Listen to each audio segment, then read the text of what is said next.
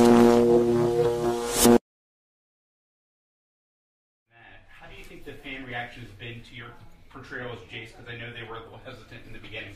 Now they've seen the trailer, you think they've warmed up to you? I mean, I can't necessarily comment entirely on that purely because of the fact that the movie hasn't come out yet. Yeah. You know, obviously the reaction when I was cast was somewhat negative. I'm incredibly aware of that. When I say somewhat, I mean incredibly. You know, the majority was negative reaction. But I think that there's always going to be a preconceived notion of a literary character or a historical figure, you know, that people are going to have in their minds, and that's not going to live up to everyone's expectation. I think Rob suffered exactly the same thing. Perhaps Rob didn't suffer as much as I did because Rob was beautiful at the time and I looked like I'd eaten like 1,000 burgers, which I had, and they were delicious, but like, you know, there's a difference. So, you know, like, I guess now what I'm seeing and what I think I've been really able to do on this tour, and like being able to really show the people that were fans of Cassie's book before we even made the movie, was the fact that I'm really appreciative of the fact that I got to do this, and I think that means something to them. And I worked my fucking arse off for this. I really did, and that's what I do. Like, I put 120% into anything that I do, and I really respect the fans, and I really, really respect the people that employ me, because it's my job. Like, I'm not going to be one of those people that sits there and is like, yeah, you know, like, I'm an actor, whatever. Yeah, it's still a job. Like, I'm still getting paid to do it. So, I guess I've seen a more positive reaction. We'll see when the movie opens. That's all I can say. I just hope that I hope that I've made them somewhat proud. I'm not going to please everyone, but you know. That's part of what I'm most excited about, because I met Jamie years ago at a Potter premiere. I just literally tapped him on the shoulder. He was sitting in front of me, and I said something about his hair not being washed or something. It was like... Which is nonsense, because I always wash my hair. Always. But I remember, it was funny, I had followed his career, and when I was cast as Clary and we were talking about Jace's, he immediately came to mind. And I put him down as like one of the top people I just wanted to read with. And I didn't even know that they'd already auditioned him. I just put in his name, and they said, oh, we already had read him, and we were coming up with a list of testing. And he came in, and I saw it right away, like, even before he started reading the lines. Like, he just embodied all the characteristics that Jace had. And when the negative press came out, it was hard to read for me as well, because I saw something so different in him. And I just knew it, like, I just felt it. And it's been really cool for me to step outside of the movie and see everyone's reactions just building, because all of a sudden it started to turn. And whether that's good or bad, I mean, it's horrible to have a negative reaction anyway, but then I'm just excited to see when people see what he's done with the character, because it just proves my point. I'm just extremely proud, because I saw it from the beginning, and it's like, it's just awesome. Both of these two were incredibly influential in me even being part of this. So, like, I do feel like I owe a lot of what's happening right now to both Cassie and Lily. And that's in a way, it's strange, and in also another way, it's incredibly grounding. And I love the fact that I can sit here with two people that have put me in this position. And I don't know. I'm humbled by that on a daily basis. I'm really, really humbled. But one thing I found interesting with the Shadowhunters is the runes, I think you pronounce them, the markings, and then you said that they were real research on talismans and alphabet. So I was just wondering, what other interesting mystical facts did you uncover while you were researching for the books? Oh, wow. I did a lot of research for the books into mythology, because I wanted to create a sort of different mythology for folkloric creatures that we're already familiar with, like werewolves and vampires, warlocks, fairies. So in the Shadowhunter world, I think one of the things that's interesting is everything is based on this, on sort of the idea that there are angels and there are demons. The angels are sort of ultimate good, demons are ultimate evil, and everything comes from that. The Shadowhunters are half angel, half human. Fairies are half angel, half demon. Warlocks are half demon, half human. and vampires and werewolves also are combinations of demon and other creatures, and so. But zombies don't exist. Zombies don't exist. And also there are no mummies. No mummies. But almost every other folkloric creature is represented, but fits into this particular kind of new mythology.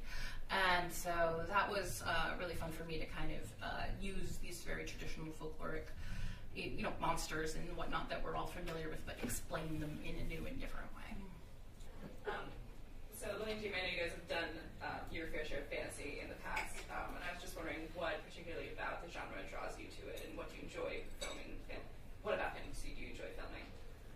I always say that I feel like I live somewhat in a fantasy in my own head anyway. You're all not real right now. I grew up in the English countryside, running around in the garden, pretending there were like fairies, and I've always loved immersing myself in another world.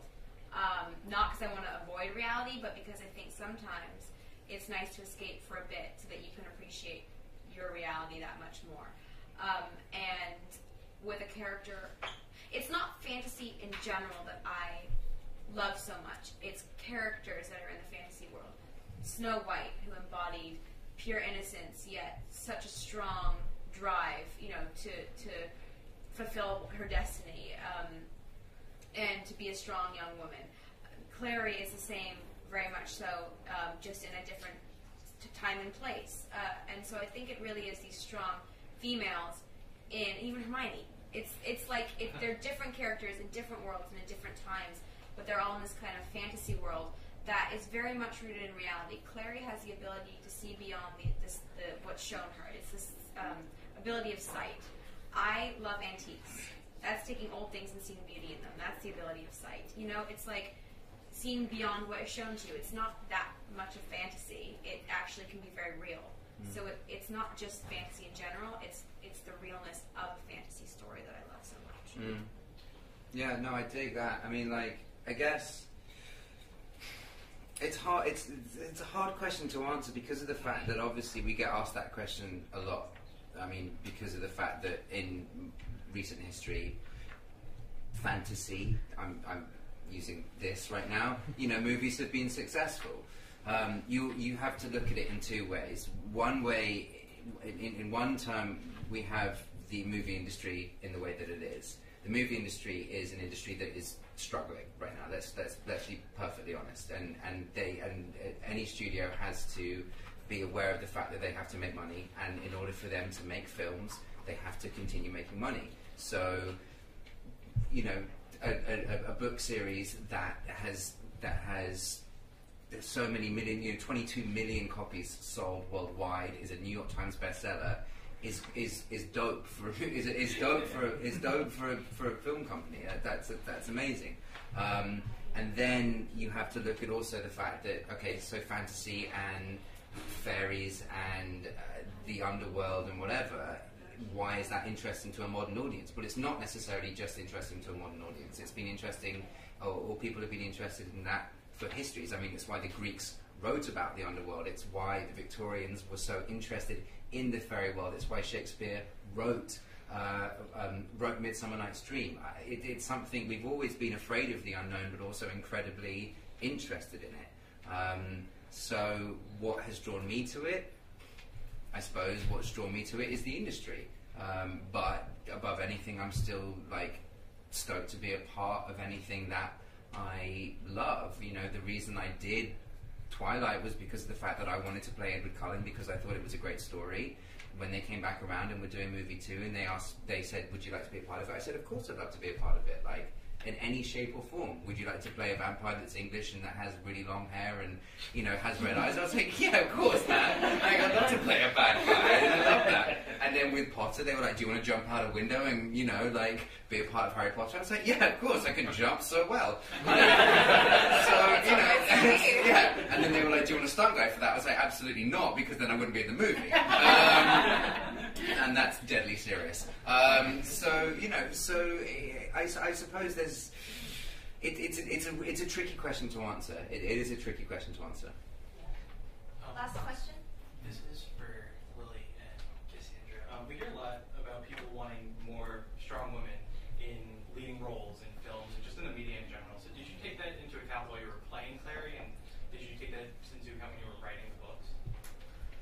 I didn't take into account the idea that people were wanting more strong women characters in so much as what I took into account was I felt like people needed, more strong female characters, and in fact I was somewhat unsure that, in writing the book that I would be able to have a successful franchise that was centered around a girl.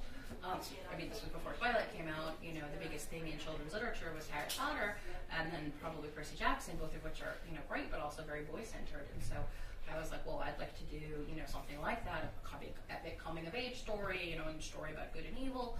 But I'd like to do it with a girl at the center because that's something I didn't have growing up, and I'd really, like for there to be that out there.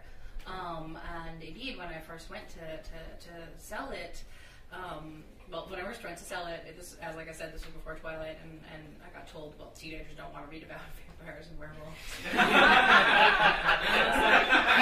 going, oh my god. I don't know that's true necessarily, but so that got proved wrong later, but I'd already sold my books by that point. And then when I went to sell the movie rights, I got told, would you people don't want to see movies about girls. Would you consider, selling the rights if they were going to flip the gender and make Clary a boy? And I was like, absolutely not. I would have been down to play a guy too. I mean, I have no problem. you look great in drag, but I think that's the wrong message. I did do a photo shoot recently that I sent actually a picture. It's coming out soon. I sent a picture to my friend and I said, "Who is this?" He went, "I don't know, but I want to hang out with him." I go, "It's me." What are you talking about? It's me. For me, playing Clary. In general, I'm attracted to roles where I find a strength in the women, even if they're incredibly weak. It's not like I look for just a strong girl. I mean, Clary at the beginning is a seemingly normal teenage girl from Brooklyn, and she finds herself in this situation where she could either sink or swim. And it's born in her that she is never going to be a victim. And instead of doing the teenage kind of, well, I'll just let things happen, she really propels the story forward. And in seeing... I was a fan, like I said before, I was cast. So I wanted whoever played Clary to show that strength, but also to show weakness and to have it be okay to show weakness because everyone is weak at times. And like we said in there earlier, everyone's confused at some point. We all have identity crisis, especially when we're young teenagers growing into adulthood, and especially a young woman. It's like, whether it's body image, it's your personality, it's with guys, it's with your family. We all go through that. And on this mall tour, seeing all these girls just like getting so excited to see Clary brought to life, it was more important for me to make her someone that everyone could feel they could also be. It's not just Lily being Clary. It's like, it's someone who is completely confused, is accepting the confusion, but keeps going. And I think it's less about being a role model for these girls, and it's more saying, you guys can all be Clary. Like, it's not just me. So... Yeah. Great. Totes McGoats, man. Totes McGoats. Feel me? I just want to, say, I agree.